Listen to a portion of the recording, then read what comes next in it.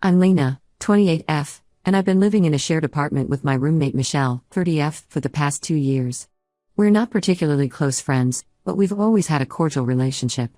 I moved to this city for work after landing a job at a tech startup, leaving behind my small hometown and close-knit family. It was a big step for me, as I'd never lived more than an hour away from my parents before. When I first arrived, I was overwhelmed by the bustling city life and struggled to find affordable housing. That's when I came across Michelle's ad for a roommate. She seemed nice enough during our first meeting, and the apartment was in a great location, so I decided to take the plunge. Michelle and I quickly fell into a comfortable routine.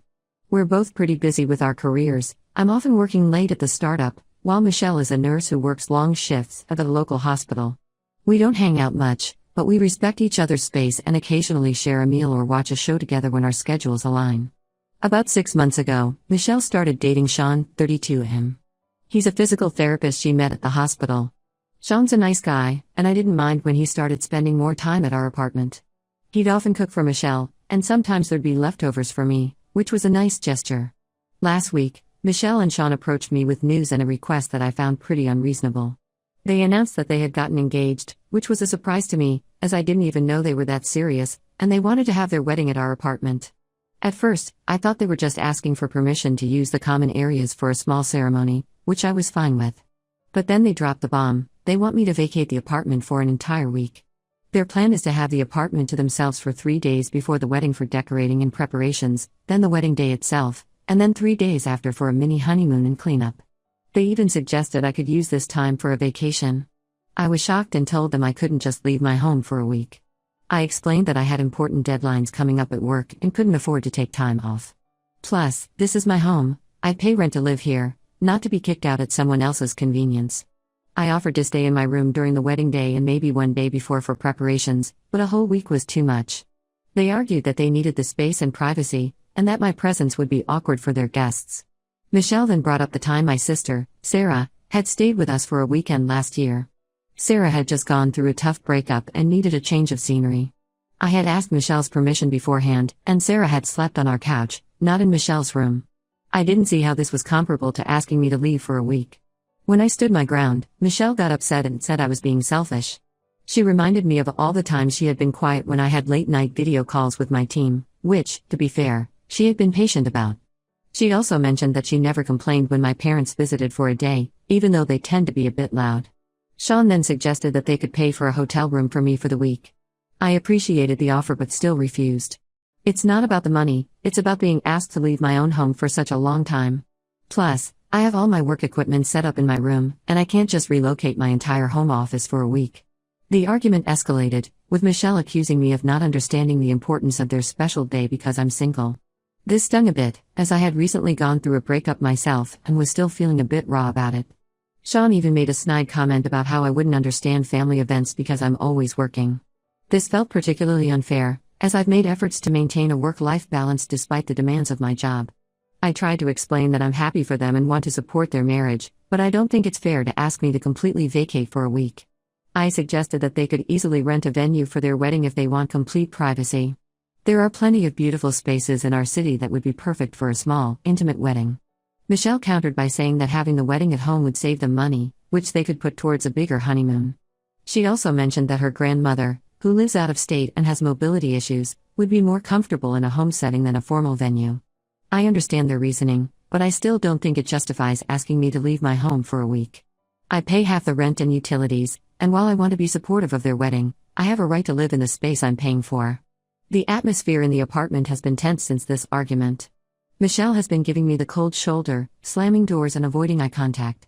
I've overheard her complaining about me on the phone to her friends, calling me selfish and inconsiderate. Yesterday, I came home to find Sean in our living room, which was unusual as he normally only comes over when Michelle is home. He tried to persuade me again, saying that this wedding means everything to Michelle and that I should be more understanding.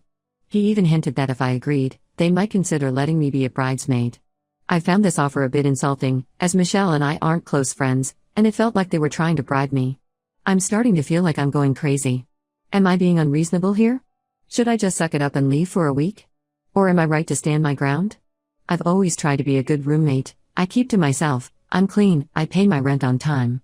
I feel like I'm being punished for not bending over backwards for someone else's event. I've thought about reaching out to my parents for advice, but I know they just tell me to come home for the week. They've never really understood why I moved to the city in the first place and would probably see this as an opportunity to try and convince me to move back. I'm at a loss for what to do. Part of me wants to stick to my guns, but another part wonders if I'm making too big a deal out of this. The idea of coming back to my apartment after it's been used for a wedding also makes me uncomfortable. What if something gets damaged? What if they rearrange my stuff? Am I the asshole for refusing to leave my apartment for my roommate's wedding? How would you handle this situation? Update 1. Thank you all for your responses and support. A lot has happened since my last post, and I wanted to give you an update on the situation. The day after our argument, I was working from home when there was a knock at the door. I opened it to find a woman in her mid-50s standing there, looking stern and determined. She introduced herself as Sandra, Michelle's mother, and asked to speak with me privately. Reluctantly, I invited her into my room for a chat, feeling a bit blindsided by this unexpected visit. Sandra started by telling me how disappointed she was in my lack of support for Michelle's big day. She explained that in their family, weddings are a huge deal and that everyone always pitches in to help. She shared stories of how, when she got married, her entire family spent weeks preparing their home for the ceremony. She even mentioned that Michelle's older sister had postponed a work trip to help with wedding preparations. Then, Sandra proceeded to guilt-trip me, saying that Michelle had always been a good roommate, which is true, but irrelevant in this situation, and that the least I could do was to accommodate her one request. She brought up how Michelle had been there for me during my recent breakup, which was a bit of an exaggeration. Michelle had offered a sympathetic ear once or twice, but we hadn't really discussed it in depth. I tried to explain my side, emphasizing that while I appreciated Michelle as a roommate, asking me to leave my home for a week was unreasonable. I mentioned my work commitments and the fact that I pay rent for this space. But Sandra wouldn't hear it. She kept interrupting me, dismissing my concerns as selfish and short-sighted. Then, to my shock, Sandra pulled out her checkbook and asked me how much it would take for me to leave for the week. I was stunned at this blatant attempt to buy me off. I firmly told her that it wasn't about the money, but about respect for my space and my right to live in the apartment I pay for. Sandra's tone then changed from persuasive to threatening.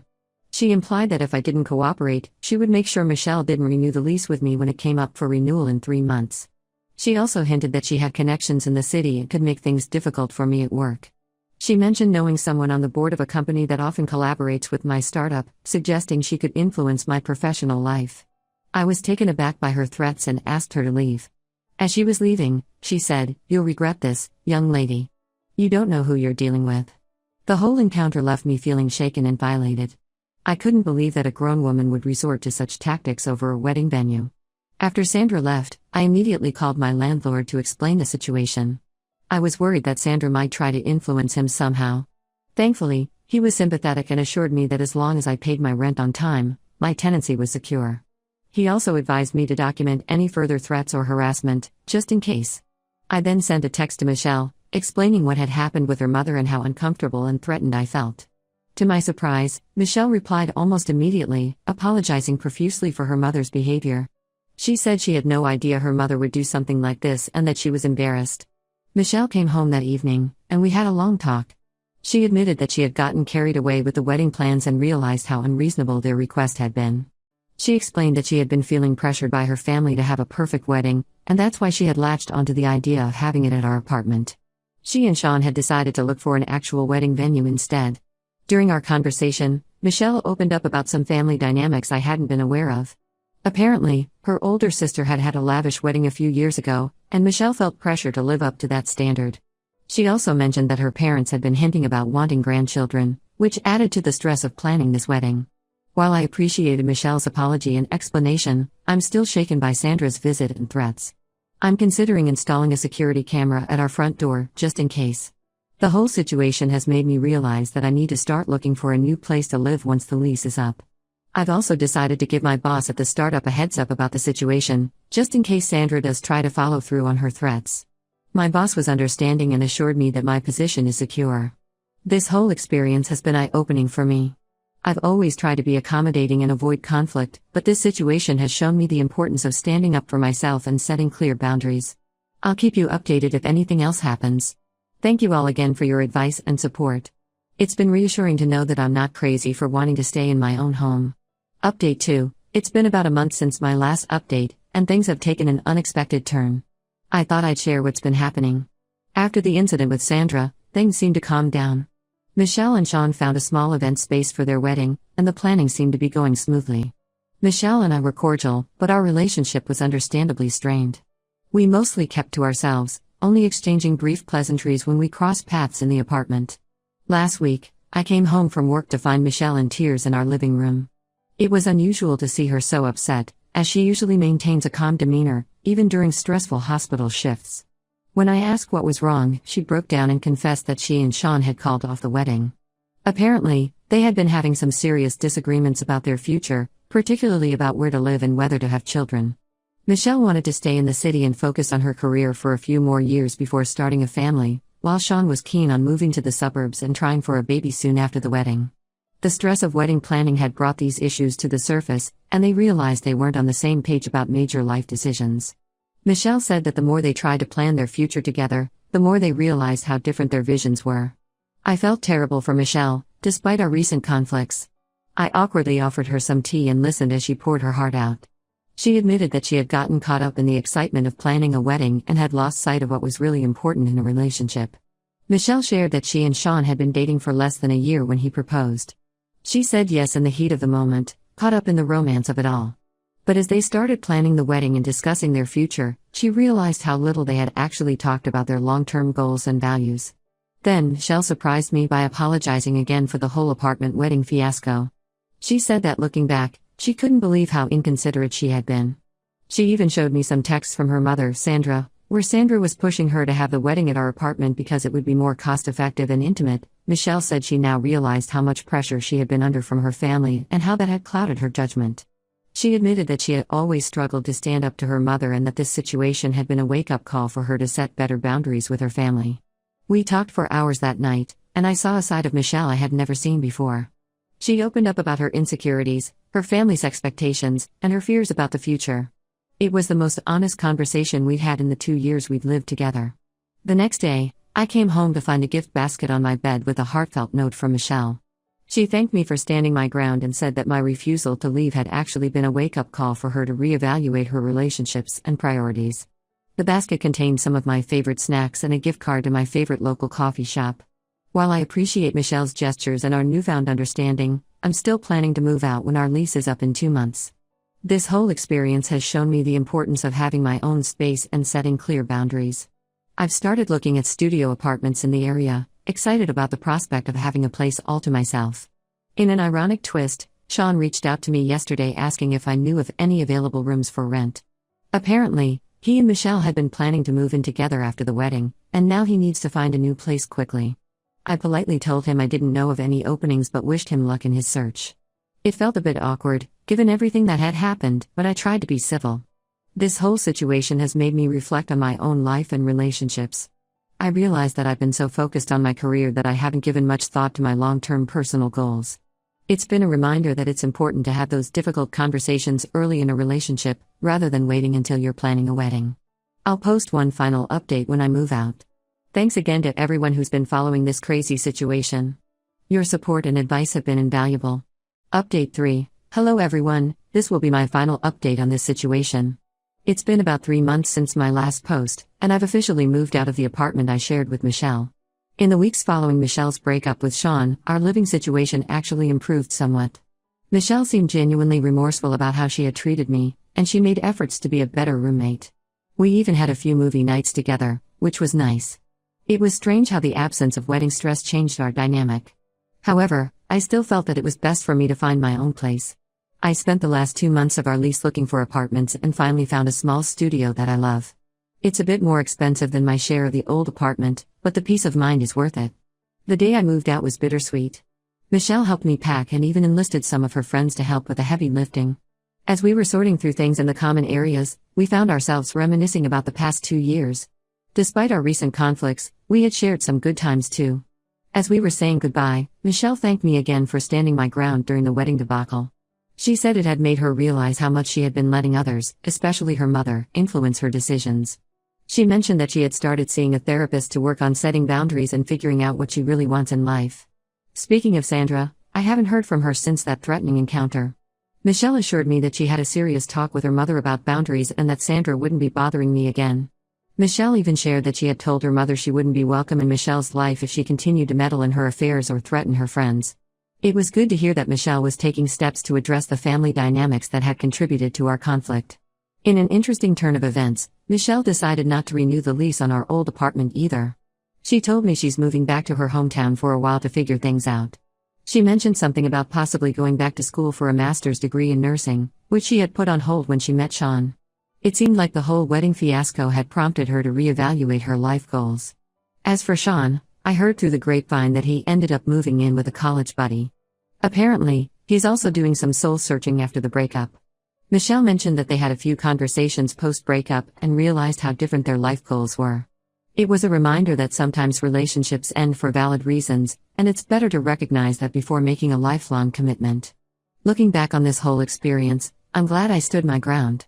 It wasn't easy, and there were moments when I second-guessed myself, but I know I did the right thing.